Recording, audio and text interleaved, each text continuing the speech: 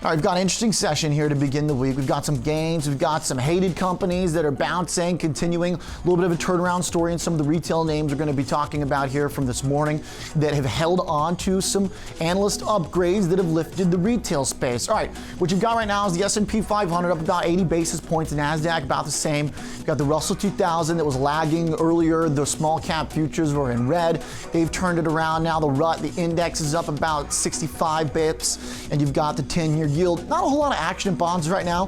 Pretty much exactly unch for the 10-year Treasury, 1.675 last week, even though we did have utilities and real estate leading upwards on the equity side of gains. There really was not a whole lot of action in bonds, really. We've pretty much been flat now as we've got the VIX sitting just below 17. Not a lot of big action and volatility today either. It's a pretty quiet Monday. All things considered, lots of stock-specific news, though. So we're going to be talking about a lot of companies here on Market on Close, and we're going to start off with a little macro discussion, too. First, let's check out what's been moving some of the markets here on a thematic basis. First, on the macro, the dollar gains still extending. So not exactly an extension from this morning, but from last week, certainly. If you look at what's happening with bonds and gold, a bit of a break there between a very tight correlation between these two asset classes, and it's one you might want to pay close attention to. And here's why, because before I left, I talked about Bitcoin and the big move that was probably on the way. And sure enough, we got it. And what happened was BTC crashed. And now if you look at a lot of the big moves on the year, a lot of this has been tied to expectations of central bank activity, gold, bonds, even the Bitcoin bugs, talking about all the things that needed to happen with low rates just continuing to plumb lower and lower. Now, the sell-off in bonds has generally stopped, but what you have to keep in mind is how all these asset classes are connected, right? Why do bonds and gold trade so closely together, right? Do they achieve the same purposes? Are they the same asset class? No, not necessarily. But when you think about the overall expectation of the central bank put coming into markets in a big way this year, watch carefully to see how these things break down. The Bitcoin gold correlation now is broken down meaningfully. We talked about that for a while. So what happens if the gold and the bond correlation breaks? It's still pretty high. In fact, on a 30-day basis, 0.76 is our trailing day correlation between bonds and gold. Watch to see what happens if gold starts to break away.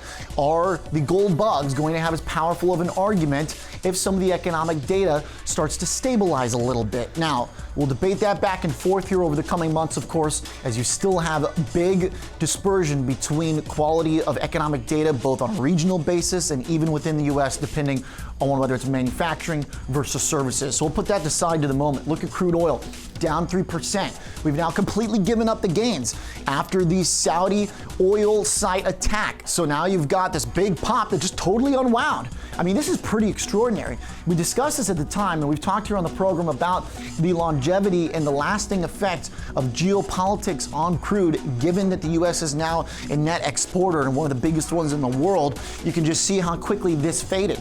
Now, obviously, Saudi talking about the ability to bring that supply back online, and evidence suggesting that has been the case, but still just really impressive for the crude bears to see how quickly this dropped from 62 bucks all the way back down to 54. That's where we're at today, and this was before that big spike.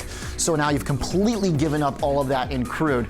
Tough to be a crude bull out there when one of the biggest one-day spikes in history and one of the biggest attacks on Saudi oil doesn't manage to hold up with the gains. Pretty incredible. All right, momentum shares are doing all right today. Growth shares are doing all right. Everything's doing okay for the most part. Even some of the value quality stuff is doing all right, but it's really momentum and growth that's leading the market in terms of the biggest gains today. But remember that MTUM ETF, the biggest holdings in there are indeed tech. It's tech and it's healthcare. Predominantly tech at about 38% of the weighting. But within that tech, you've got Visa, MasterCard, and the payments companies playing a really big role in the weighting. So if you look at just over the last 20 days, we know we had that big momentum value trade-off that happened right here. Now, Visa, MasterCard, they really haven't picked it up since. You can just see the way right here in the blue, the Visa shares have generally gone sideways for the better part of 2 weeks now. However, Square is starting to put on a little bit of a run. Square up over about $8 just within the last week. So watch Square as it makes a little bit of a push. It's up 2.3% today. Not a lot of big news on Square, but starting to break away from some of the softness that Visa and MasterCard have had since that momentum sell-off, shakeout, whatever you want to call it. That hasn't continued, of course, as momentum's been doing well in this market with growth shares again. Retail's doing all right. Retail's up even despite Forever 21 making the headlines this weekend. But it's a brand, right? obviously brick and mortar presence, but this is what we've talked about here. As the money basically accumulates at some of the biggest retailers, Walmart, Amazon, Costco, Target, we've seen the way that their push to online has been disrupting brand names. Branding power now not going as far as it used to. However, today we've got one bull in Urban saying that's not the case. The brand still is powerful, and Urban's on a nice little run now too. This is a year-to-date chart. You can see at one point, both Urban and L Brands were down the exact same amount, 40% in 2019. Now Urban's thinned that to just a 15% decline. L Brands still down 25, and we've seen this story before where folks say the bottom for L Brands is in and then it just keeps dropping. But for Urban Outfitters, now you've got some bullish analysts coming out, and we'll see if it can hold. A lot of these companies were just trounced on the year. So looking for some light here at the end of the tunnel possibly. But look, with Forever 21, it's hard to say that the light at the end of the tunnel is too bright quite yet. One thing we want to come back to, the home builders just continuing to run.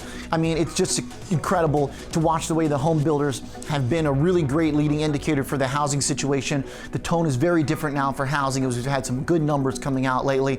But also tied to the housing, a lot of times folks look at copper, and if you think about Dr. Copper as the kind of macro indicator that many used in the past, right now it's not looking too hot. It's not exactly reflecting the strength in some of the home builder names. You can see the copper bounced off that low at the beginning of the month, but it's going to end September not quite at the lows, but definitely not at the highs either. So not exactly the response for the global macro, hope story that we've heard about some of this data getting a little bit better.